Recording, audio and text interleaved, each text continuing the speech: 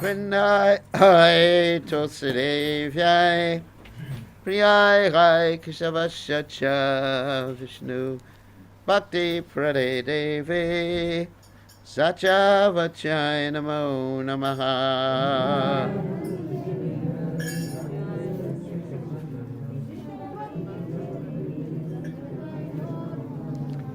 Vrindai Hai Tosidevai Priyai Hai Keshavashacha Vishnu Bhakti Prade Devi Sacha Vachai Namo Namaha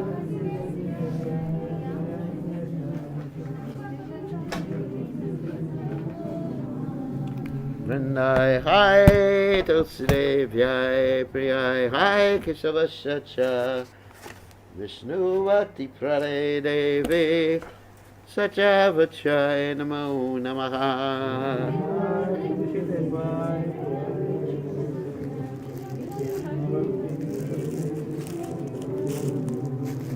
Jai Tulsi Maharani ki Jai.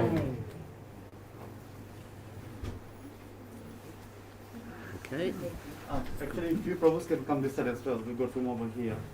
And then some can just be in that corridor as well. And some on the chairs there. So that should give us. All right. Cool. Super spreader events. Okay.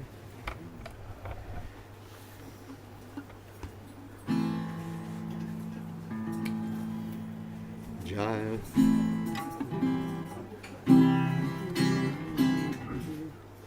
Jaya Radha Madhava Jaya Kunya Bihari Jaya Radha Madhava Jaya Kunya Bihari Gopi Jana Madhava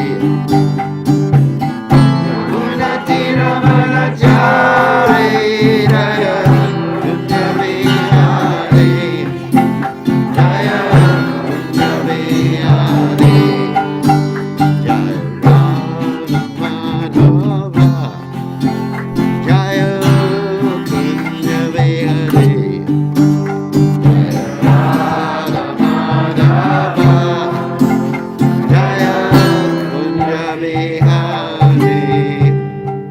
Jai Om Vishnupad Paramahansa Paravatikacharya. Also tell us Sitashi Shimad, His Divine Grace, Abhaya Charanada Bhaktivedanta Goswami Srila Prabhupada Ki Jai. ISKCON Founder Acharya Srila Prabhupada Ki Jai.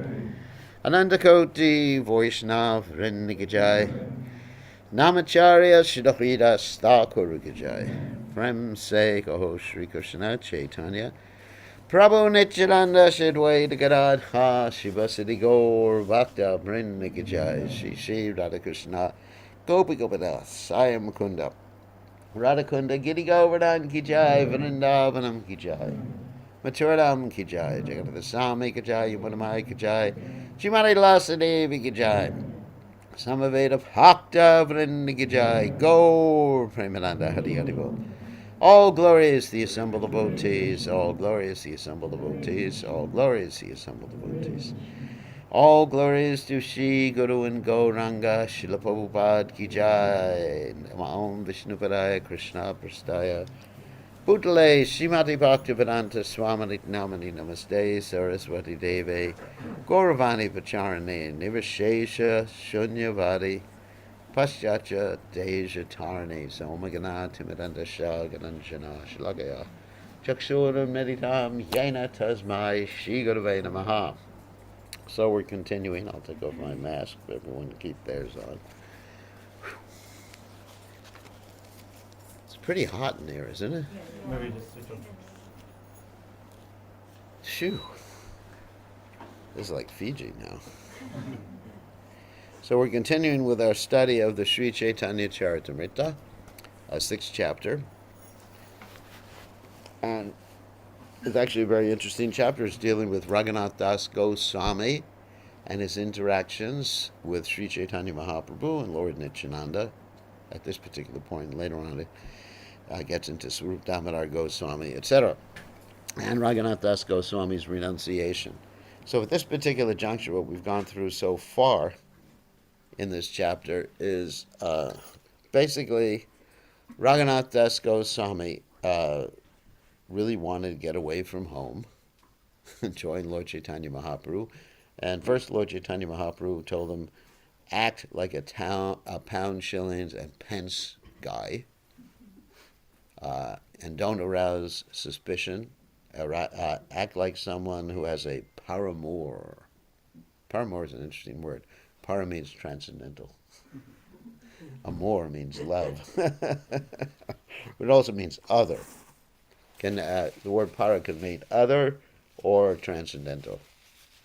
Like paravyoma means the transcendental sky, or the sky above.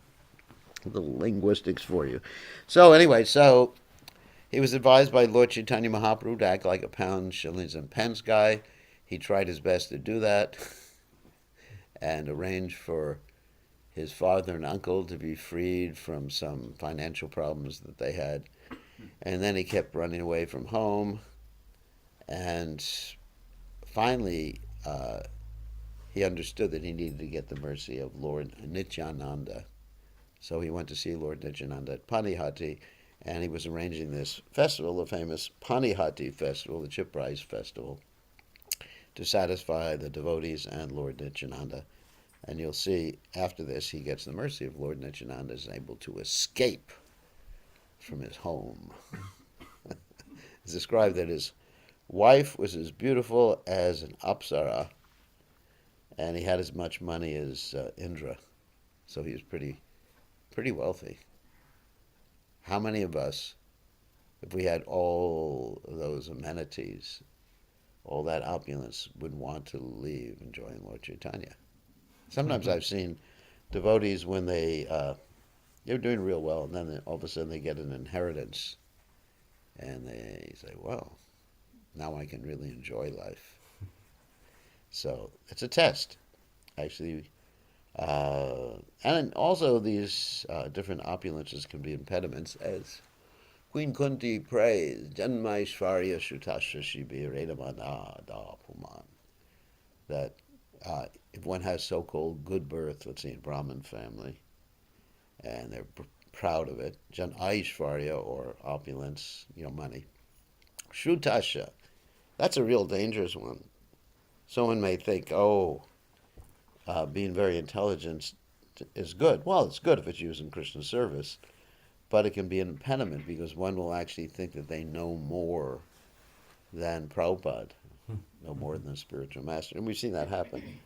Like there was one of Prabhupada's, used to be Prabhupada's disciples, who actually, thought he knew more than Prabhupada, and Prabhupada said, he has become a snake. Wow, that's interesting. And to this day, this person is still going on the internet and criticizing Prabhupada and also Bhaktisiddhanta Saraswati Thakur.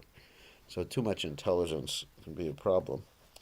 Aishvarya. And then Shribir, too much beauty or handsomeness can be a problem. I remember we had one Sankirtan devotee, and he's doing well. He's actually a very nice devotee.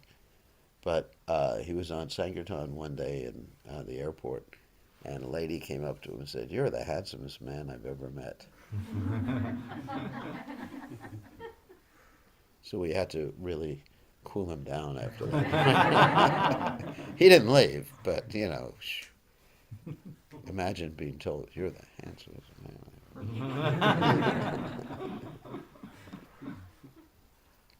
or women are also can succumb to that. So it's very dangerous if one has any of these material opulences, so one has to be very careful. So Raghunath Das Goswami, he just wanted to join Lord Chaitanya Mahaprabhu. He wasn't attached to his family life or his money or anything like that. Amazing. So let's read about how he's getting the mercy of Lord Nityananda at the Panihati festival. So, Jaya Jaya Shri Chaitanya Jaya Nityananda Jaya Jaya Shri Chaitanya Jaya Nityananda Jaya Dvaita Chandra Jaya Gaur Bhakta Vrinda Jaya Dvaita Chandra Jaya Gaur Bhakta Vrinda Jaya Jaya Shri Chaitanya Jaya Nityananda Jaya Jaya Shri Chaitanya Jaya Nityananda Jaya Dvaita Chandra Jaya Gaur Bhakta Vrinda Jaya Dvaita Chandra Jaya Gaur Jaya Jaya Shri Chaitanya Jaya Nityananda Jaya Shri Chaitanya Jaya Nityananda Jaya Dvaita Chandra Jaya Gaur Bhakta Vrinda Jaya Dvaita Chandra Jaya Gaur Bhakta Vrinda. Okay, we're reading from text 73, chapter 6 of the Ansha Lila. Prabhuri Kahe Tomalagi Bogalai Lagaila Tumi Han Utsavakara Gare Prasada Rahila. Okay. Raghava Pandit said to Lord Nityananda, "For you, sir, I have already offered food to the deity, but you are engaged in a festival here, and so the food is lying there untouched." So he brought a lot of food for Lord Chaitanya Mahaprabhu, but there was enough so that Lord Chaitanya didn't need it, and Lord Nityananda didn't need it. Prabhu kahe edravyandine kariye bhojana ratriye tomara kare prasada karimu bhakshana. Lord Nityananda replied, "Let me eat all this food here during the day, and I shall eat at your home at night." Gopa jati amibahu gopa gana sange ami sukha paye pulina bhojana range. I belong to a community of coward boys, and therefore I generally have many coward associates with me. I am happy when we eat together in a picnic like this by the sandy bank of the river. Raghave vasana dui kundi deho yai la Raghava dvidvida chida tateva jaila.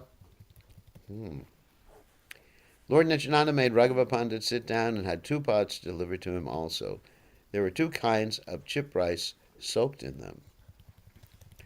Sakala lokera chida purnayabe haila jane tabe prabhu mahaprabhure anila. When chipped rice had been served to everyone, Lord Nityananda Prabhu in meditation brought Sri Chaitanya Mahaprabhu. Mahaprabhu aila deki nitayutila tanre lana sabara chida dekite lagila. When Sri Chaitanya Mahaprabhu arrived, Lord Nityananda Prabhu stood up. They then saw how the others were enjoying the chipped rice with yogurt and condensed milk. Sakala kundira holnara chidara eka grasa Mahaprabhura mukkedena kare parihasa. From each and every pot, Lord Nityananda Prabhu took one morsel of chipped rice and pushed it into the mouth of Sri Chaitanya Mahaprabhu as a joke. Hasi Mahaprabhu ara ekagrasalhana tanra mukhedia kauyaya hasya hasya. Sri Chaitanya Mahaprabhu, also smiling, took a morsel of food, pushed it into the mouth of Nityananda, and laughed as he made Lord Nityananda eat it. Mata nitai bule sakala mandale dandana ranga deke Vaishnava sakale. In this way, Lord Nityananda was walking through all the groups of eaters, and all the Vaishnavas standing there were seeing the fun. Ki karya bedhaya iha kaya nahi jane Mahaprabhura darshana paya kona bhagyavane. No one could understand what Nityananda Prabhu was doing as he walked about. Some, however, who were very fortunate could see that Lord Sri Chaitanya Mahaprabhu was also present. Tabi hasi Nityananda vasila asane chari kundi aroyachida rakila dargine. Then Nityananda Prabhu smiled and sat down. On his right side he kept 4 pots of chipped rice that had not been made from boiled paddy. Asanadiya Mahaprabhure tahan vasaila duibai tabe chida kaite lagila.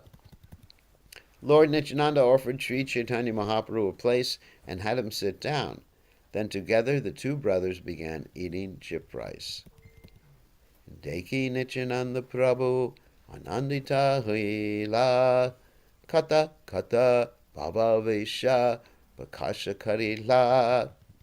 Seeing Lord Chaitanya Mahaprabhu eating with him, Lord Nityananda Prabhu became very happy and exhibited varieties of ecstatic love. Agnad Tila Hori Bo Balhi Karaha Bhojana Hori Hori Dwani Uti Varila Bhuvana. Lord Nityananda Prabhu ordered, "All of you eat," chanting the holy name of Hari. Immediately the holy names, Hari, Hari, resounded, filling. That was not Hari, Hari. That was Maya, Maya. Filling the entire universe. Hari, Hari, Boli Vaishnava, Kariye Bhoshana, Pulina Bhojana Sabhara, Hagila Smarana.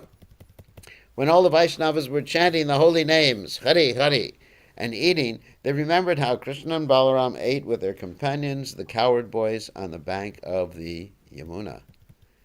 Nityananda Mahaprabhu, Kripalu Dhara, Raghunathera Bhagyeta, Kaila Angikara. Sri Chaitanya Mahaprabhu and Lord Nityananda Prabhu were extremely merciful and liberal. It was Raghunath Das's good fortune they accepted all these dealings. Nityananda Prabhava Kripa Janive Kon Jana Mahaprabhu Ani Karaya Pulina Bhojana. Who can understand the influence and mercy of Lord Nityananda Prabhu? He is so powerful that he induced Lord Sri Chaitanya Mahaprabhu to come eat chipped rice on the bank of the Ganges. Another point, that Lord Nityananda can induce Lord Chaitanya Mahaprabhu to give us his mercy. That's the point. Sri Rama Tasadi Gopa Prema Vishtahela Ganga Tire Yamuna Pulina Jnana Kaila. All the confidential devotees who were coward boys headed by Sri Ram Dasa were absorbed in ecstatic love. They thought that the bank of the Ganges to be the bank of the Yamuna. Mahotsava Shuni Pasare Nanagrama Haite Chidadadi Sandesha Kala Anila Vichite. When the shopkeepers in many other villages heard about the festival, they arrived there to sell chip rice, yogurt, sweetmeats, and bananas. Yatadravya lanahase Saba mulya kari klaya Tara dravya mulya tiya Tahare koyaya. As they came, bringing all kinds of food, Raghunath Das purchased it all. He gave them the price for their goods and later fed them the very same food. Kotuka dekite aila yata yata jana sechida dhari kala karila bhakshana. Anyone who came to see how these funny things were going on was also fed chip rice, yogurt, and bananas. Bhojana kari nichananda achamana koila Chari Kundira Avashesha Raghunathe Dila. After Lord Nityananda Prabhu finished eating, he washed his hands and mouth and gave Raghunath Das the food remaining in the 4 pots. Anatina Kundikaya Avashesha Chila Grase Grase Kari Vipra Sababakte Dila. There was food remaining in the 3 other big pots of Lord Nityananda, and a Brahmin distributed it to all the devotees, giving a morsel to each. Pushpa mala viprahani prabhu gale dila chandananiya prabhura sarvange lepila. Then a Brahmin brought a flower garland, placed the garland on Lord Nityananda and Nityananda Prabhu's neck, and smeared sandalwood pulp all over his body. Sevakatambula lana kare samarpana hasya hasya prabhu kariye charavana. When a servant brought betel nuts and offered them to Lord Nityananda, the Lord smiled and chewed them. You should not take betel nuts. Mala chandana tambula shesha ye achila shihaste prabhuta sabakare banti jila. With his own hands, Lord Nityananda Prabhu distributed to all the devotees whatever flower garlands, sandalwood pulp, and betel nuts remained. Anandita Raghunatha Prabhura Sheshapana Apanara Ganasaha Kaila Bantiha. After receiving the remnants of food left by Lord Nityananda Prabhu, Raghunath Das, who was greatly happy, ate some and distributed the rest among his associates.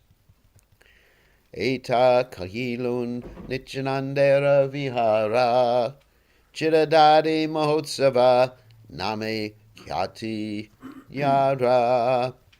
Thus I have described the pastimes of Lord Nityananda Prabhu in relation to the celebrated festival of chip rice and yogurt. Prabhu Vishrama Koila Yadidina Shesha Haila Raghava Mandire Tabe Kirtana Arambila. Nityananda Prabhu rested for the day, and when the day ended, he went to the temple of Raghava Pandit and began congregational chanting of the holy name of the Lord. Bhakta Sabha Nachana Nityananda Raya Sheshe Nritya Kare Preme Jagat Basaya. Lord Nityananda Prabhu first influenced all the devotees to dance, and finally he himself began dancing, thus inundating the entire world in ecstatic love. Mahaprabhu Tanra Nritya Karena Darashana Sabi Nityananda Deke Nadeke Anya Jana. Lord Sri Chaitanya Mahaprabhu was observing the dancing of Lord Nityananda Prabhu. Nityananda Prabhu could see this, but the others could not.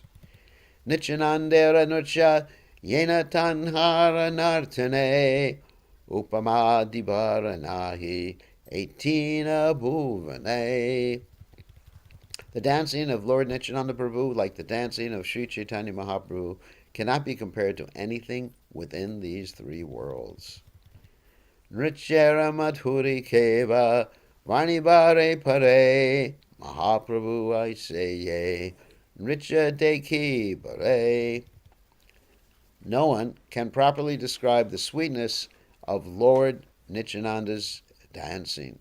Sri Chaitanya Mahaprabhu personally comes to see it.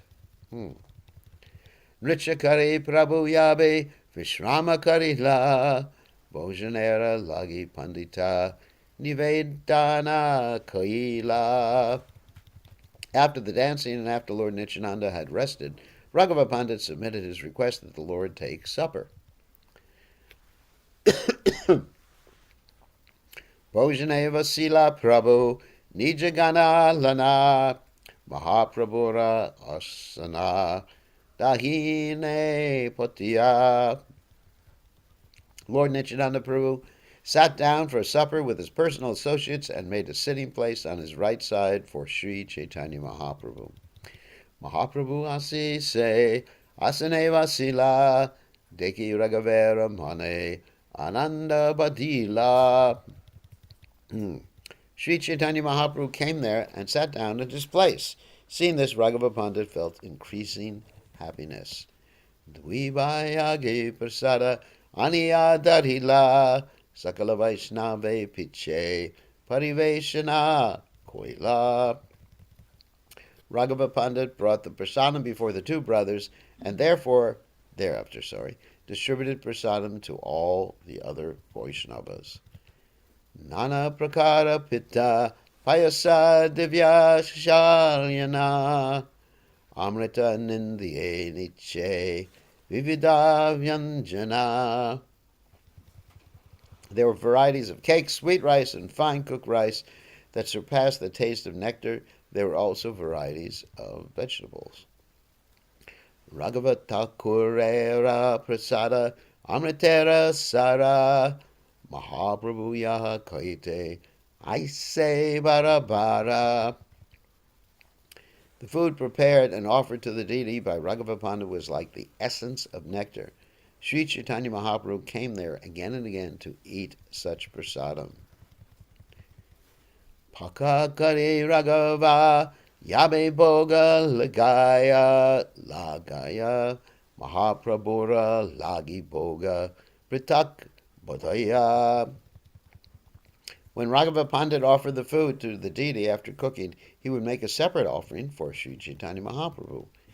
Pratidina Mahaprabhu Karena Bhojana Maje Prabhu Tanre Dena Darashana. Every day Sri Chaitanya Mahaprabhu would eat at the house of Raghava Pandit. Sometimes he would give Raghava Pandit the opportunity to see him.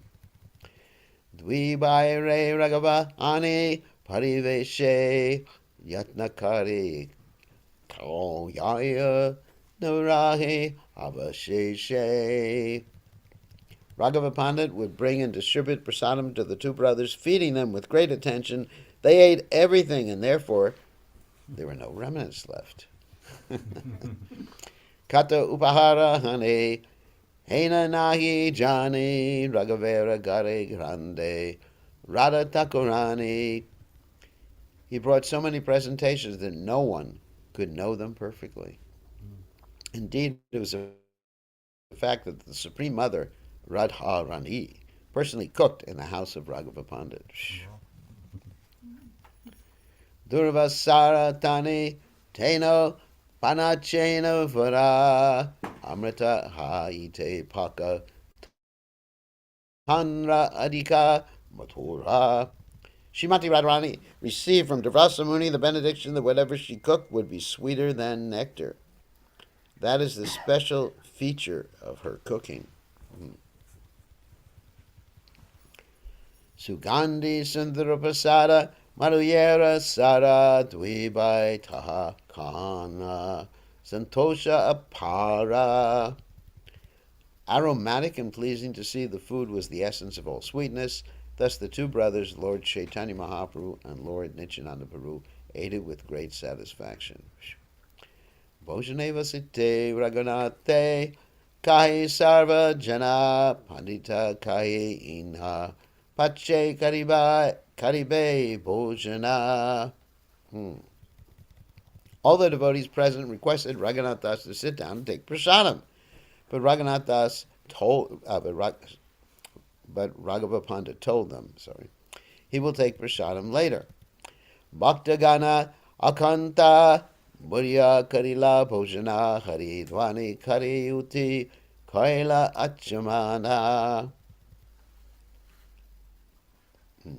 All the devotees took prasadam, filling themselves to the brim. Thereafter, chanting the holy name of Hari, they stood up and washed their hands and mouths. Bhojanakari dvibai kaila chamana Raghava ani paraila malya chandana. After eating, the two brothers washed their hands and mouths. Then Raghava Pandit brought flower garlands and sandalwood pulp and decorated them. Bidak kaila chanana vandana bhaktagane dila bida malya chandana. Raghava Pandit offered them betel nuts and worshipped their lotus feet. He also distributed betel nuts, flower garlands, and sandalwood pulp to the devotees. Raghavera Kripa Raghunathera Uppare Dvibayera Avashishta Patra Dilatanre. Raghava Pandit, being very merciful towards Raghunath Das, offered him the dishes which the remnants of food left by the two brothers. Kahila Caitanya Goswami Hariyachena Bhojana Tanra Shesha Paila Tamara Kandila Bandana. He said, Lord Sri Caitanya Mahaprabhu has eaten this food. If you take his remnants, you will be released from the bondage of your family. Wow, here's a blessing. Bhakta Chitte Bhakta Grihe Sada Avasthana Kabu Gupta Kabu Vyakta Swatantra Bhagavan. The Supreme Personality of Godhead always resides either in the heart or in the home of a devotee. This fact is sometimes hidden and sometimes manifest, for the Supreme Personality of Godhead is fully independent. Sarvatra Vyapaka Prabhura Siddha Sarvatra Vasa Ihati Samshaya Yara Seyaya Nasha. The Supreme Personality of Godhead is all-pervasive, and therefore he resides everywhere. Anyone who doubts this will be annihilated. Prate Nityananda Prabhu Ganga Snana Kariya Se Vriksha Mule Vasila Nija Gana Lana. In the morning, after taking his bath in the Ganges, Nityananda Prabhu sat down with his associates beneath the same tree under which he had previously sat. Raghunatha Asi Kaila Charana Vandana Raghava Pandita Dwara Koila Nivedana. Raghunath Das went there and worshipped Lord Nityananda's lotus feet. Through Raghava Pandit, he submitted his desire. Adama Pamara Mui Hina Jiva Dhamma Moricha Haya Pana Caitanya Charana. I am the lowest of men, the most sinful, fallen, and condemned. Nevertheless, I desire to attain shelter at the lotus feet of Sri Caitanya Mahaprabhu.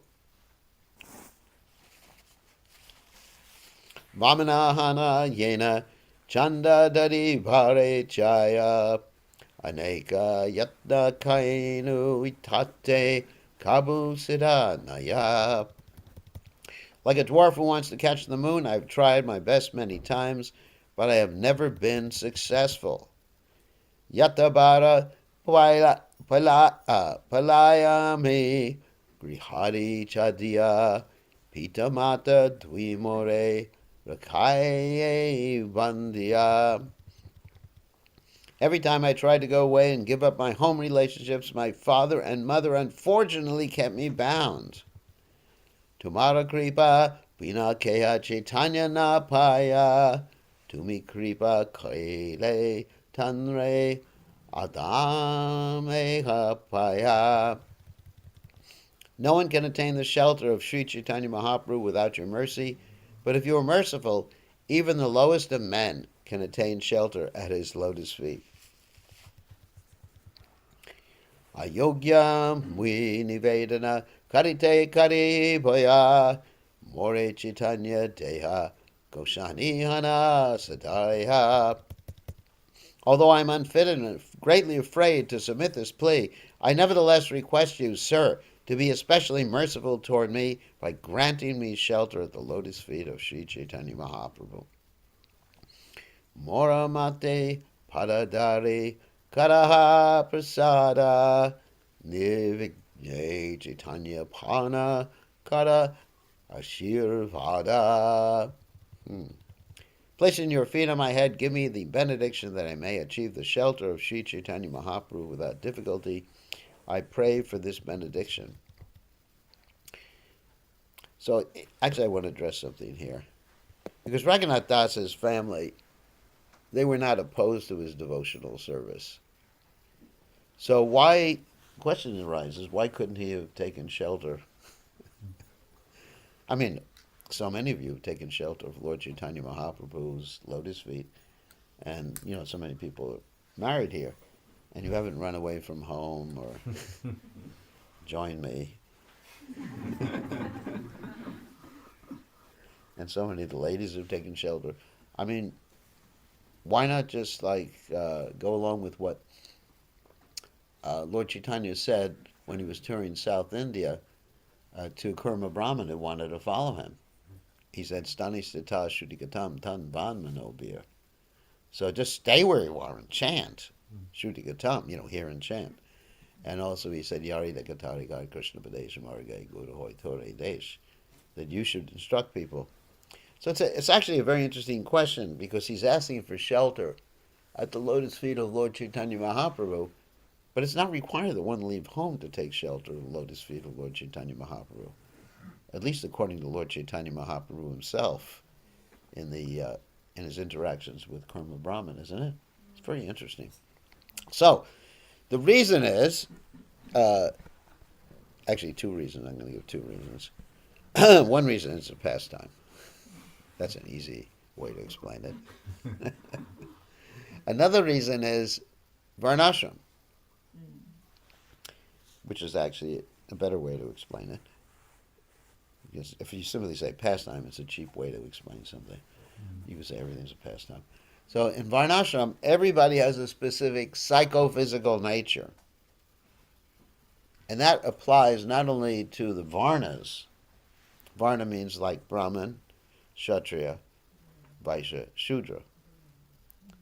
And that means everybody has a certain nature. If you're Brahmin, you like to study, you like to teach, you like to advise people, but you're not so greedy, because you're in the mode of goodness. Brahmin is in the mode of goodness, so you're not thinking, more and more money, I want more and more and more money. Whereas Kshatriya is in the mode of passion. Kshatriya also likes opulence. Like if someone's a Kshatriya, usually they'll have earrings on and things like that. Actually, Kshatriyas, Vaishyas, and Shudras, usually they have earrings and all sorts of jewelry, even the men. Whereas a Brahmin, it's just basically like Sudama Brahman, he was happy just like with torn clothes and everything like that. But his wife was more concerned with him. So he got more opulence. But he didn't really even want the opulence. He was afraid that he'd get entangled by the opulence. So, that's a Brahmin. So, and Kshatriya, he loves opulence. You see these kings with crowns. I would never want to walk around with a crown. But it's prestige, you have a crown on.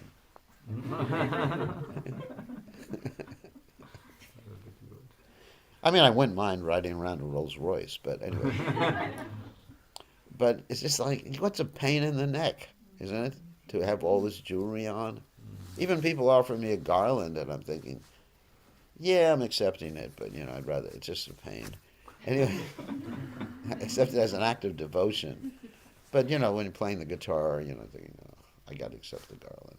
Or people bathe their feet. But a Kshatriya, he likes prestige. If someone chants his name, oh, Mr. Kshatriya, whatever. He'll love it. He goes, oh, wow, they're singing my song. I remember I was with one guru one time. Anyway, he's a good friend of mine. And people were chanting his name. Jaya, something, Dave, or whatever, Pod. And he's saying, they're singing my song. When you imagine be a guru in the Kshatriya, and you see a picture of yourself on the altar. Isn't this wonderful? The guru has to be a Brahmin. Anyway.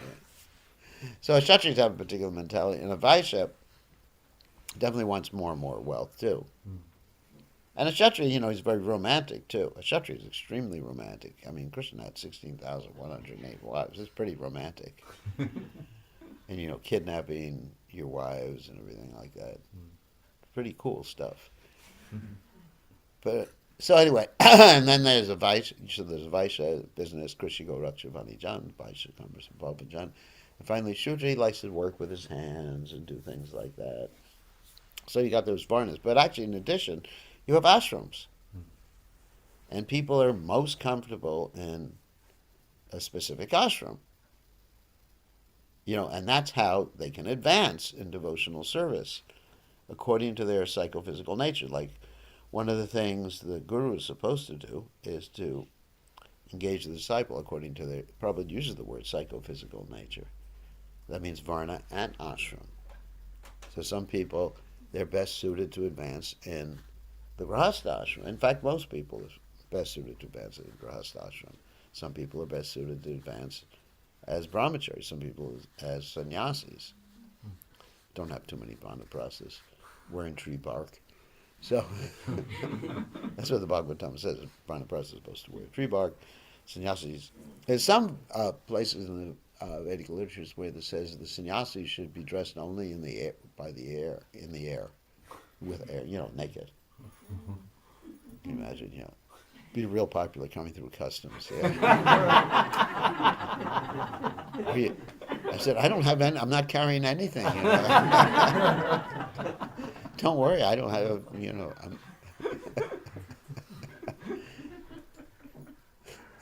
It'd be good. I'd go right through customs immediately, right? Right into jail or something. So that's really the point. Everybody has their own nature. And Raghunath Das's nature was to be engaged as a sannyasi, as a renunciate. And he wasn't going to be happy. He couldn't relate. I mean, if you have someone who's naturally a sannyasi and you get them married and the wife is saying, do you love me? The man will say, I love all living entities. Yastu sarvani bhutani atman evanu pashati. Sarva bhuteshu chatmanam tatona vigupsha. Simply quote from the Upanishad.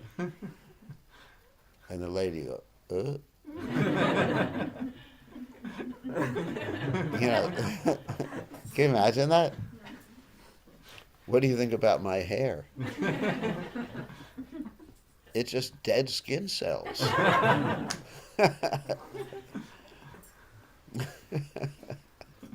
And you're just a body of bile, mucus, and air, tridaduke, pus. Beauty is only skin deep, honey. So such a person definitely doesn't belong in the grahastha ashram. So, anyway, but their spirit of excuse me. Someone was burning something this morning. That's why I'm coughing. Not here. Outside. When I was taking my walk, I could smell burning. So basically, everyone is situated in a particular ashram. That's all. And there's pure devotees in every ashram. Ladies are pure devotees, men can be pure devotees, grahastas can be pure devotees, sannyasis can be pure devotees, brahmacharis can be pure devotees. It doesn't matter. That's why whatever, stani stata shrudikatam means whatever situation we're in that we feel comfortable with. Like Prabhupada was talking about in that story, the Gajendra Mokshana story in the 8th canto of Srimad Bhagavatam, that one should fight Maya from a situation in which they're comfortable, like that. That's all. And so, of course, Raghunath Das Goswami's interested devotee. This is a pastime, I understand, but this is what's being shown by this particular pastime. Not that everybody, in order to achieve the mercy of Lord Chaitanya Mahaprabhu, has to leave home. Because, Raghunath Das's father and uncle. Of course, later on, Lord Chaitanya Mahaprabhu says Raghunath Das's father and uncle were like worms in stool, but that's... But they were devotees, Most of us would be happy to have parents, isn't it, who supported the Vaishnavas, who were just materialistic. I mean, they were Vaishnavas, like Kanishtas. I mean, of course, probably they were Nishasiddha devotees too, and it was a pastime.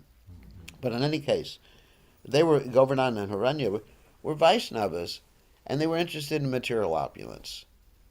No, I don't want any water. They were interested in material opulence. So Lord Chaitanya Mahaprabhu compared them to worms in stool, because later on in this chapter.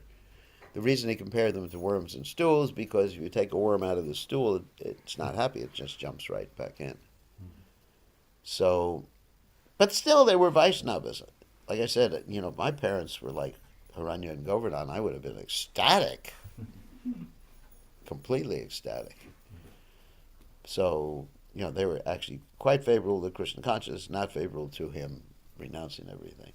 That's the difference. And I've seen that actually before with some families from India, that the parents will be really good devotees, but they don't want their children to become devotees because they're afraid that the children will actually become Krishna conscious and not become doctors or lawyers or something like that.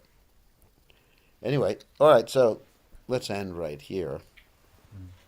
I think it's important that I have described this particular philosophical point. It's not necessary to leave home.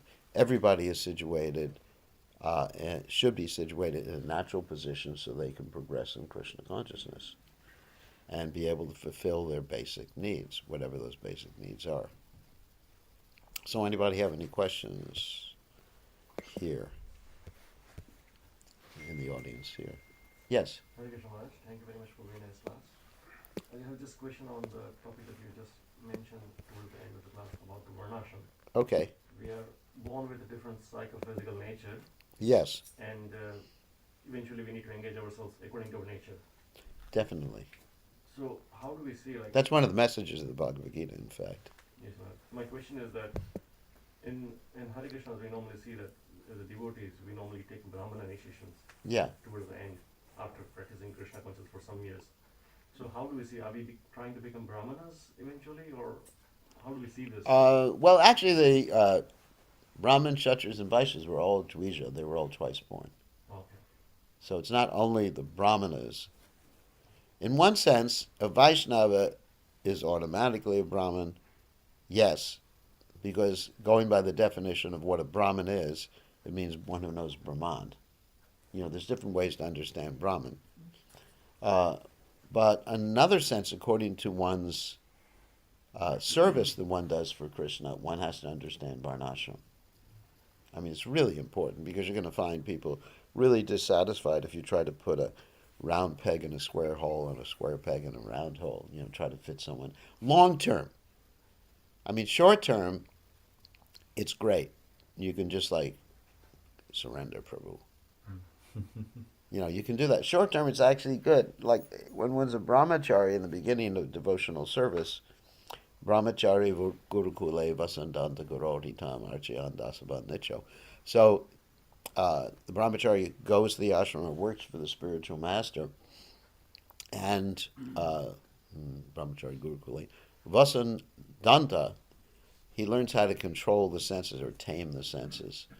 And then even more important than that, Gurur Hitam, he learns to act for the benefit of the spiritual master.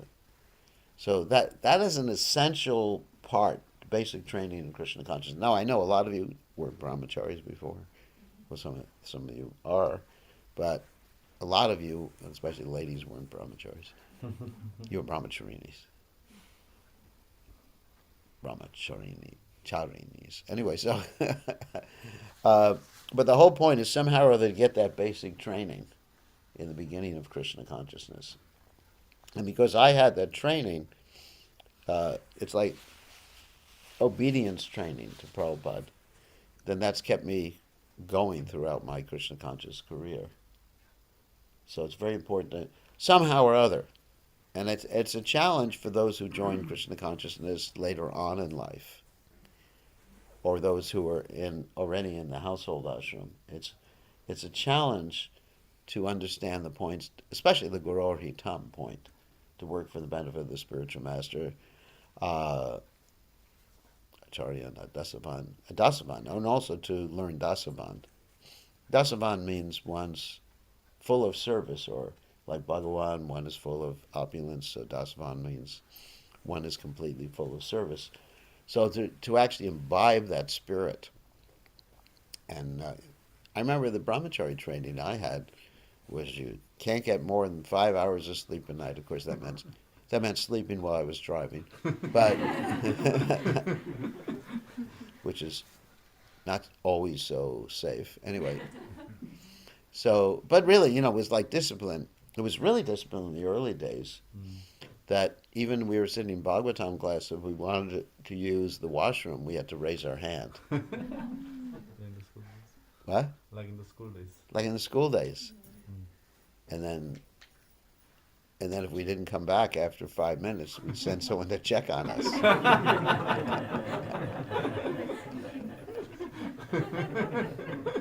I mean, I think it was a little too much.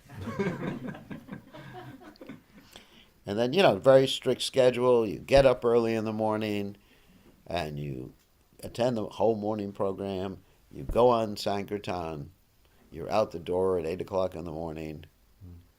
Come back. Of course, there was 3 feasts a day. It wasn't exactly that bad. And then you come back at midday for the midday feast. And then you come back in the evening for the evening feast. It was pretty nice. Because right after you eat, you tend to fall asleep too, because you weren't getting so much sleep.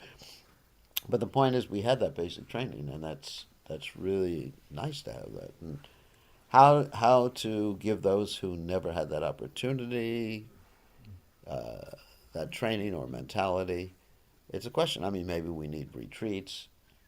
I mean, not just retreats where everyone stays up till midnight chanting. It's generally you talk about the kirtan retreats. It's just like, it's like partying.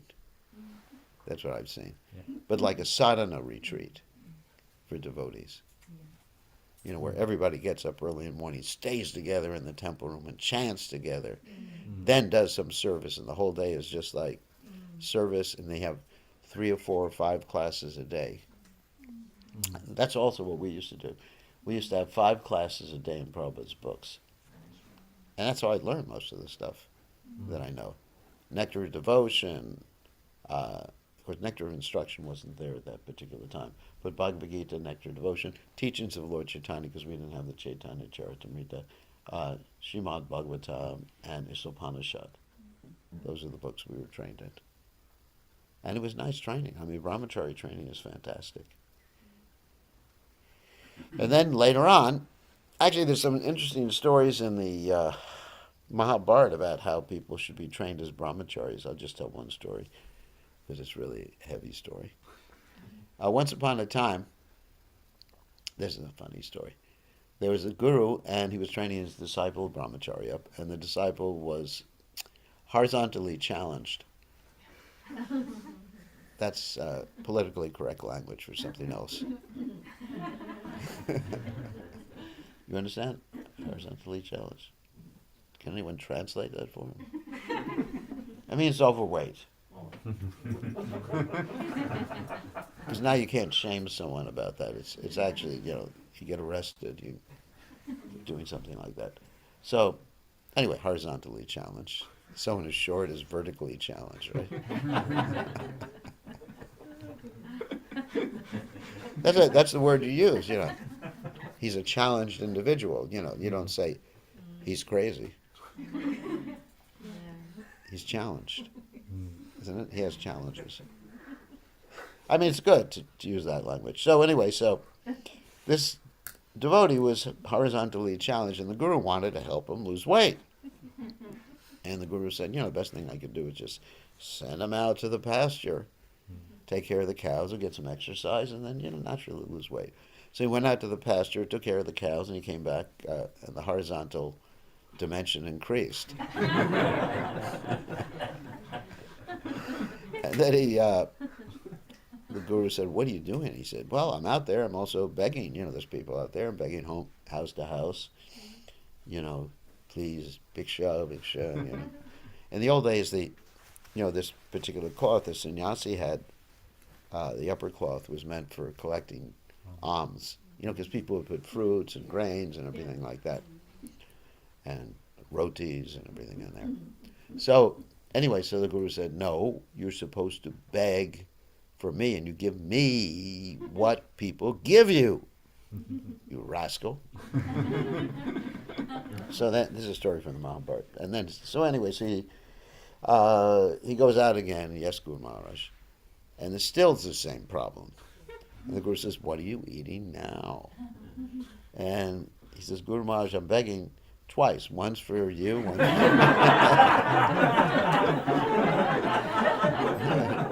once for me." And Guru Maharaj says, "No, every time you beg, it's for your Guru." "Okay, Guru Maharaj." And so then he goes out again, and still it's the same problem. He said, "What are you eating now?" He said, "Look, I'm taking care of the cows, I'm drinking milk." And Guru Maharaj said, "No, the milk is for the calves. Go out again." It's just a really stubborn disciple here. So he sends him out again. Same problem. "What are you taking now?" He said, "Well, the calves are drinking the milk, but as they're drinking the milk, there's the little, bubbles coming from the udder." And he said, "I'm going around the udder as the cat, he's poor guy is so hungry,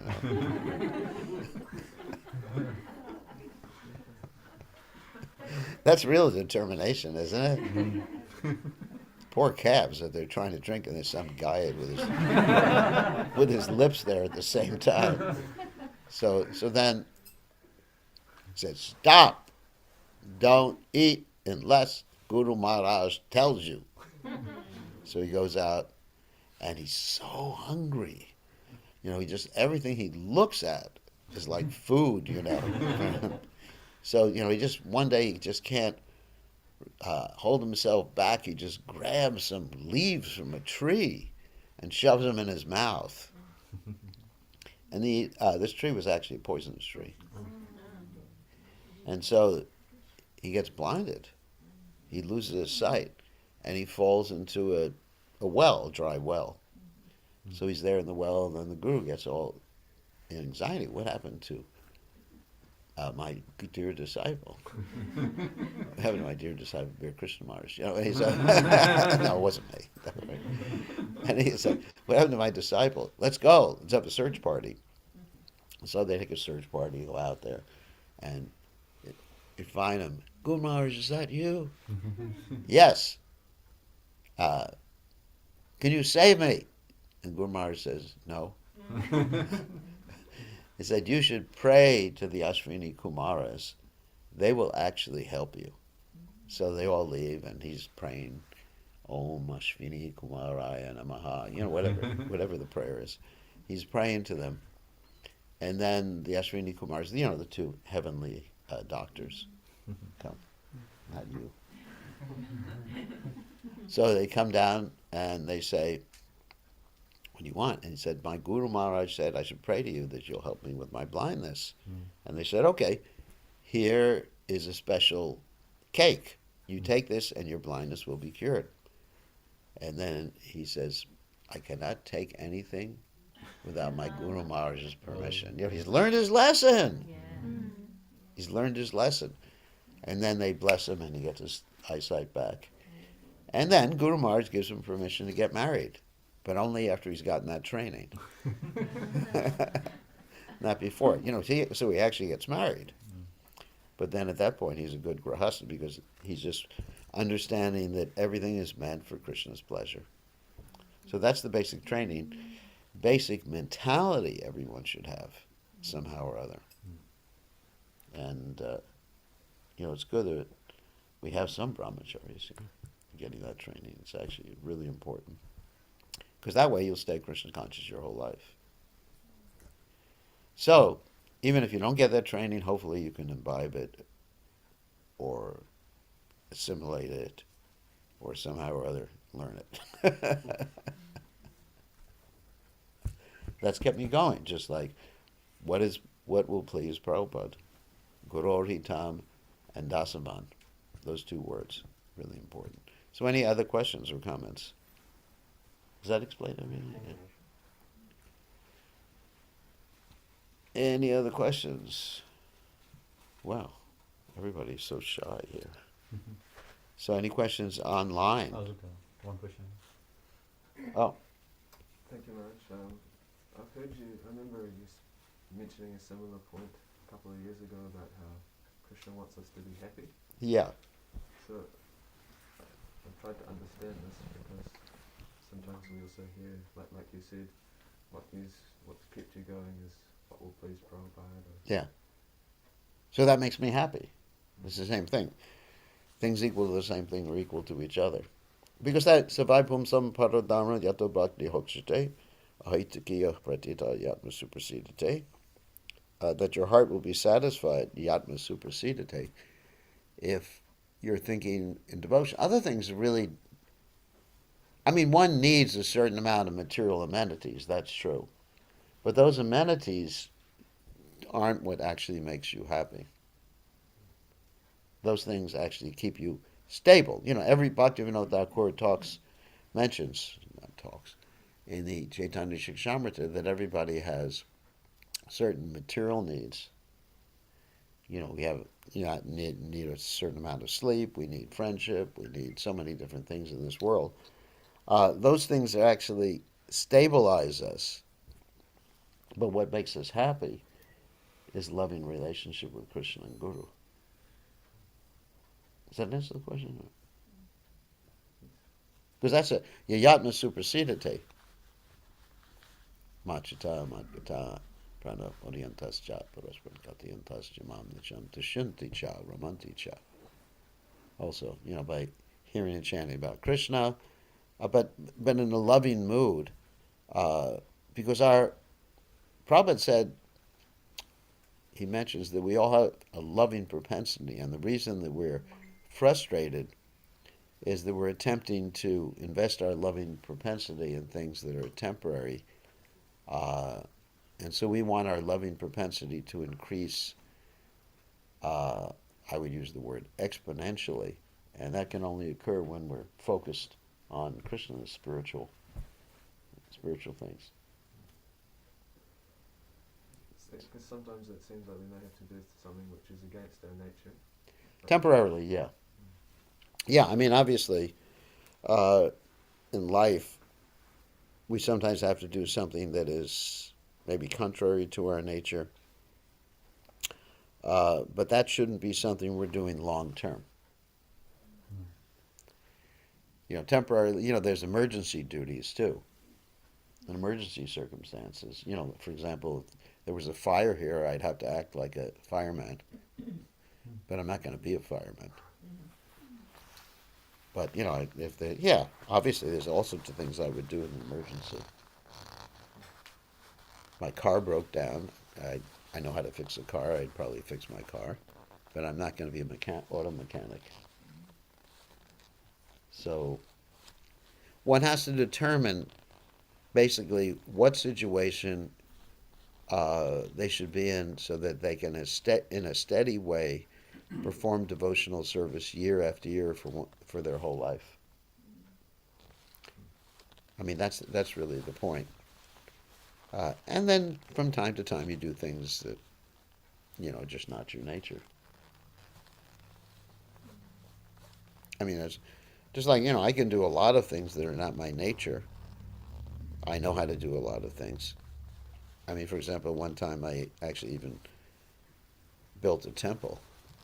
Literally, I laid the blocks, I did the concrete work and everything like that. Because no one else would do it. All the brahmacharis were eating and sleeping, so at that point,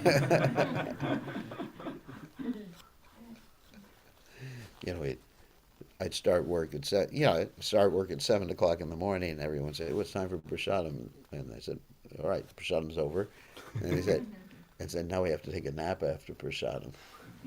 So the nap was over about 11 o'clock in the morning, and so, all right, you're ready to work. It's time to prepare the noon prasadam. Then noon prasadam, and the time to take a nap after noon prasadam. So, it's not my nature. It's not something I would like. I mean, for Krishna, I enjoyed it, but it's not something externally I would enjoy on a natural basis. So one has to, that's our responsibility and the guidance of senior devotees, or the guru, if the guru gives that particular guidance. How to engage you so that in 30 years from now you're still going to be chanting Hare Krishna and serving Prabhupada's mission. I mean, we don't want shooting stars. Shooting stars, they flame and do real well. We want people year after year who are stable and steady in Krishna consciousness. I mean, the story of the the tortoise and the hare, right? Mm. Slow and steady wins the race. So I mean, in my own experience, I've seen so many flaming stars, and they get extinguished. And I mean, of course, we should be enthusiastic. We should be, enthusiastic in Krishna service. But at the same time, we have to understand naturally what is our nature.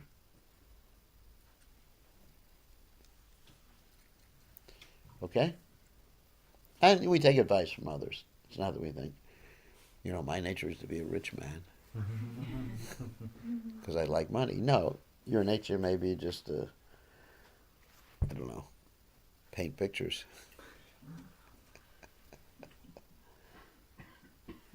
So, any other questions or comments? Yes? Thanks for class, Maharaj. I've heard the term used that one can become transcendental to their nature. And first of all, I was wanting to understand what that means.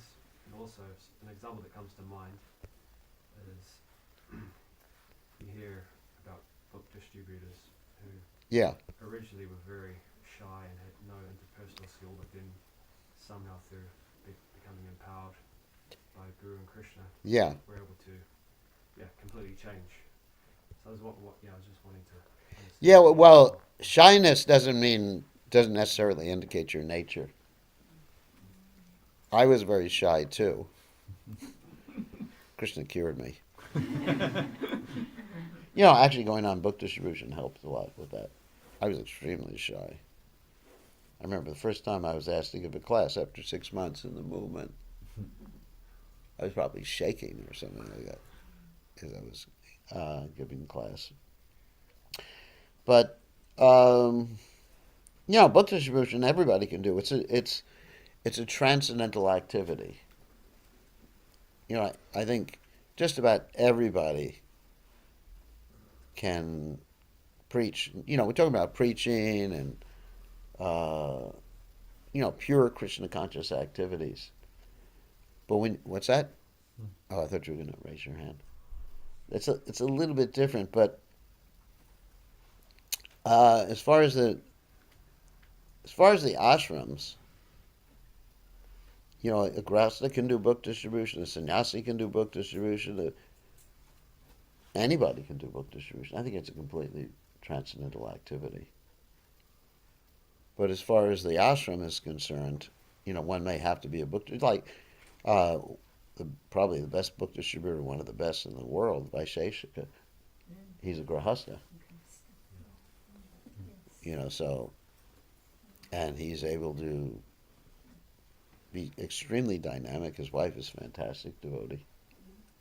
So, I wouldn't say that book distribution fits into a particular ashram. I would say like giving class or something like that. So that may fit into it. But book distribution can be done by anybody.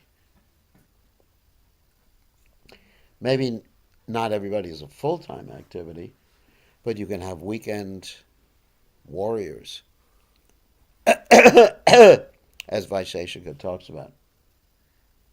So yes, I think that activity is very transcendental. Or chanting Hare Krishna is very transcendental. It's not that you have to be of a particular ashram to chant Hare Krishna, or Varna to chant Hare Krishna. But as far as one's means of livelihood and things like that, then it's a little bit different. Or ashram. Good point. Yeah. Yeah, I mean, everybody can do book distribution. So, any other questions? Gurudev? Yeah. From Manashiksha, I was reading verse 6.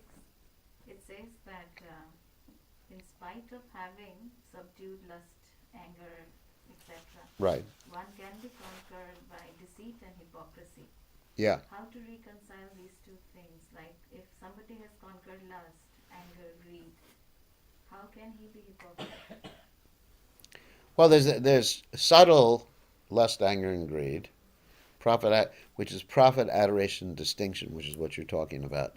And one can conquer the gross lust, anger, and greed, obviously. Gross means like a manifestation of it. Lust, anger, and greed. But subtle is profit, adoration, distinction. So what does that mean? Why does one engage in deceit? Because one wants to be seen as better than others. One wants to be worshipped. The desire, pratishta, desire for worship. Like Bhaktivinoda Thakur, actually Vishwanath Chakravarti Thakur talks about the causes of anarthas. And one of the causes of anarthas is the byproducts of bhakti. When one advances in bhakti, one can actually... No, wait, I'm gonna go take it right. Take it right. Take it wrong. Okay, I just muted them. They unmuted themselves. When one advances in bhakti, then one naturally gets appreciation or praise from other people. So that's a subtle... it's subtle lust. He can conquer lust, anger, and greed and the externally, but but he will not be able to conquer profit, adoration, distinction. It's impossible to... Impossible? Like, What? if someone praises us, how should we react then? We take it that they are actually praising... Well, they're praising you spiritually, not materially.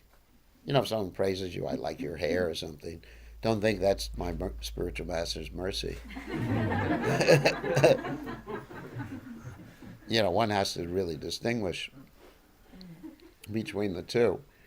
So if they praise you spiritually, that was a nice class, and then you think, I was simply serving my spiritual master and preaching on behalf of my spiritual master. All right? Okay, I think we have to end now. It is time. So, all glories to His Divine Grace, Srila Prabhupada ki jai.